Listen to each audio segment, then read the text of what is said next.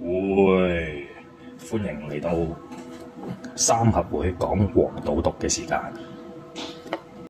好，大家好，勝哥好。上個禮拜我哋可以中咗一條位置 Q 喎，好似係啊，係啊，咁啊過唔到關。咁啊，如果再上一個禮拜嘅關鍵咗咗場咧，我哋應該中咗3隻嗰條好分喎，嗰條三場都中埋啊！我哋記得。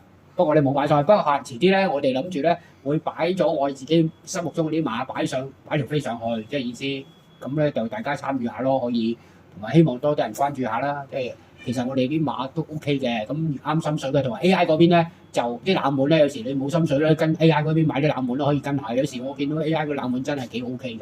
上次中咗個66，係啊，中咗2隻啊60倍。但係兩次日馬都中咗一次2-3隻。跑嚟3個好冷噶，我記得呢次。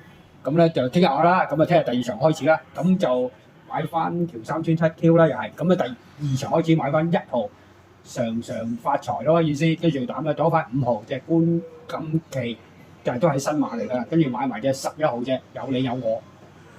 咁呢段時間咧，阿潘頓、廖康銘嗰啲馬咧就會比較着緊啲咯，即係跟住去到第5場咧就買翻1號嘅火悟空咯。跟住拖翻4號嘅有型人，就拖埋隻一生好彩就5號嘅。咁呢段時間咧，其實廖康銘咧就，我覺得今年係想希望可以上一場冠軍嘅感覺咯，即係個鬥志上，同埋佢啲第4班嘅側身馬係好多嘅廖康銘。如果你想喺冠軍度進軍咧，一定喺第4班嗰啲 PPG 效果咁有唔同睇法嘅。咁最主要原因就鬥志一定係冇問題嘅。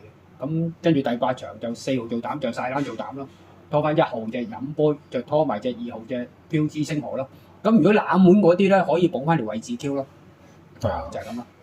咁就 AI 嗰度就照舊咁上啦。咁就希望大家聽日贏多啲啦。OK，好係啦啦，好，係啦，拜拜。